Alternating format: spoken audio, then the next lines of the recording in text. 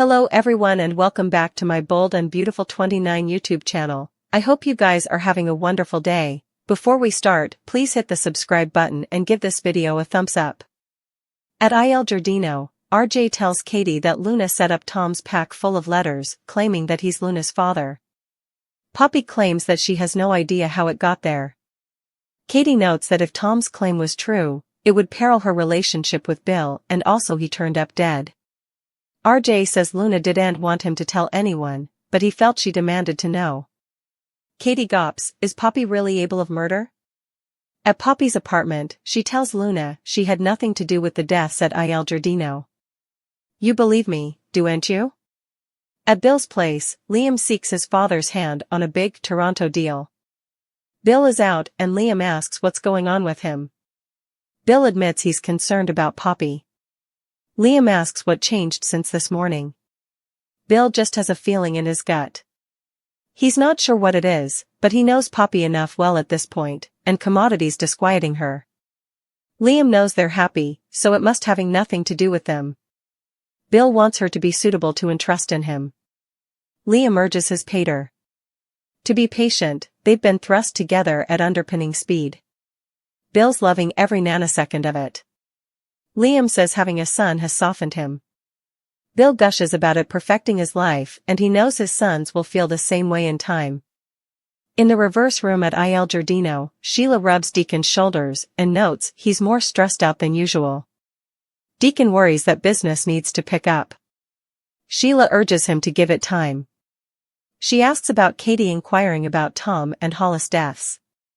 Deacon says it had commodity to do with the new lady in Spencer's life. Sheila prodigies if she's jealous. Cleric doesn't know, but what he does know is they're not the only bones. Questioning what happened there. Sheila muses that the pack could have had the answers. At Poppy's apartment, she tells Luna she can't explain how the pack got there. Luna says it didn't just appear out of thin air. Who differently has their keys? Poppy insists she had nothing to do with the deaths of Tom and Hollis. At Il Giardino, Katie questions, did Poppy kill Tom and Hollis? RJ can't imagine it. Katie agrees it's a horrible blameworthiness, but who differently would want them dead? RJ tells her there's commodity differently. Poppy met with Tom the night he failed. In the reverse room, Sheila recalls how adamant Hollis was that there was commodity important in the pack. She didn't want the unprintable thing there and told him to throw it out. Now it's gone, along with any suggestions that could have had anything to do with their deaths. That's on me. At Poppy's apartment, Luna says the door was locked and asks who put the pack there. Poppy demurs, it was me. She should know deep down that she'd no way hurt anyone, let alone take someone's life. You believe me, don't you? Luna sighs, yeah, I believe you. I know it wasn't you. Poppy, relieved, thanks her with a clinch. At Il Giardino, Katie says that Poppy saw Tom the night he failed, so not only did she have motive, but occasion. RJ reminds her they overdosed. Katie argues, what if they didn't know they were ingesting medicines? What if it was purposeful, cold, thoroughbred murder? RJ warns they've to be careful before criminating people. They need data. RJ's pizza is done, so he warns Katie again to be careful with this information. Once he's gone, Cleric and Sheila appear. Sheila says, Cleric said you were asking questions about Tom and Hollis. Katie asks if he said anything about Tom. Sheila says, yes, he wanted me to see Tom's pack. Katie gawps, you saw Tom's pack? Sheila asks why Katie's so interested in Tom's things. Katie says 2 men failed of overdoses. Sheila and Deacon contend Tom no way did medicines there. He and Hollis weren't just workers, but musketeers. Katie's sorry for their loss. Sheila asks if she knew them. Katie heard Tom lived an intriguing life. They go over the heartbreaking loss. Sheila says the pack is long gone, presumably in a tip. So they'll no way know what was in it. Deacon says they've to go, so they walk out.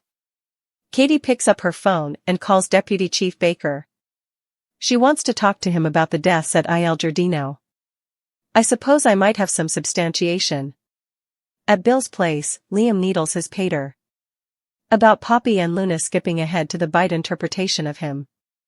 They all support him. Bill thanks him and smiles. The stylish is yet to come.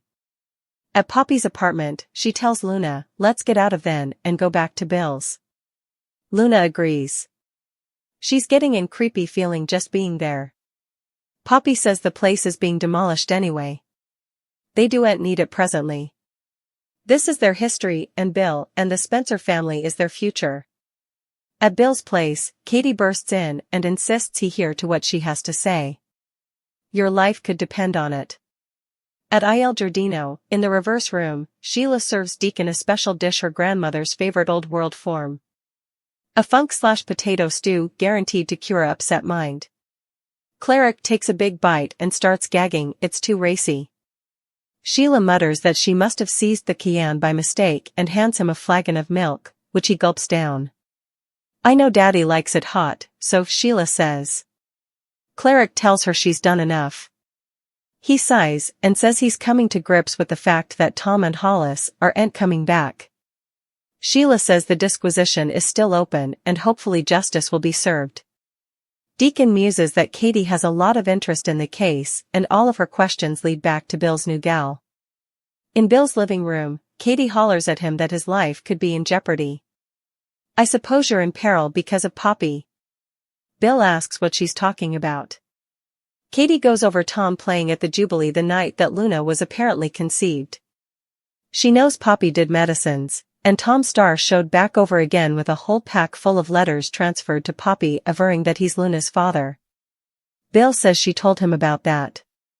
Katie continues that Poppy met with him confidentially the night that he failed. You don't suppose that's strange? Bill thinks she's being a little strange. Katie asks why Poppy awaited decades to tell him Luna could be her son, and also, they moved right into cash in on the Spencer conglomerate. Tom's star resurfaces. He continues with his claim that he's Luna's real father. Poppy meets with him and suddenly he keels over and dies. Hollis gets a hold of the pack, he reads all the letters, and suddenly he's a liability. But before he can say anything, he ODs too. On the same medicines that killed Tom.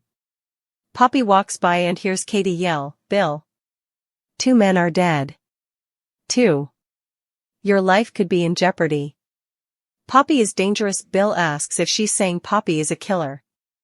Katie replies, yes, Bill. Yes. Poppy narrows her eyes in wrathfulness. The Bold and the Beautiful spoilers reveal that Allie Mills is set to make a big comeback, so let's talk about her return to the part of Pam Douglas. Mills now plays Heather Weber on General Hospital, but she'll be reprising the part of Pam at her former cleaner home during the week of August 12th to 16th.